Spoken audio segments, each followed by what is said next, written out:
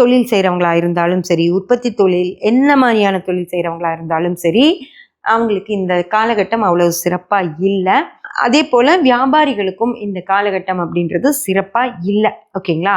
அதாவது ரொம்ப மோசமாக இருக்குது உங்கள் தொழில் அப்படின்னா, அதை இந்த நேரத்தில் கொடுத்துட்டு அதை பணமாக ஆக்கிக்கிறது தான் நல்லதோ தவிர, இந்த காலகட்டத்தில் தொழில் நடத்திக்கிட்டே போனீங்க அப்படின்னா திரும்பவும் உங்களுக்கு கடன்களை தான் ஜாஸ்தியாக்கி விடுவாரோ தவிர உங்களுக்கு பிரச்சனை தீராது. ஓகேங்களா? இந்த குரு புனர்பூசத்தில் இருக்கிற வரைக்கும் உங்களுக்கு பல சிரமங்களை தான் கொடுக்க குரு பார்க்குறார். அதனால் தொழில் சிறப்பாயிடும். நம்ம கடன் வாங்கி உள்ளே போட்டுடலாம், எங்கேயாவது பணம் வாங்கி உள்ளே போட்டுடலாம், மனைவி நகைகளை வச்சு நம்ம தப்பிச்சுக்கலாம், அல்லது கணவர்கிட்ட பணம் வாங்கி ஒரு கடை வச்சுருக்கோம் அப்படின்னா அதில் போட்டு இன்னும் சரக்கு போட்டு நம்ம எப்படியா தப்பிச்சிடலாம் அப்படியெல்லாம் நினச்சி இந்த காலகட்டத்தில் தயவு செஞ்சு ஏதாவது ஒரு இடத்துல பணம் வாங்கி உள்ளே போடலாங்கிறத செய்யவே செய்யாதீங்க.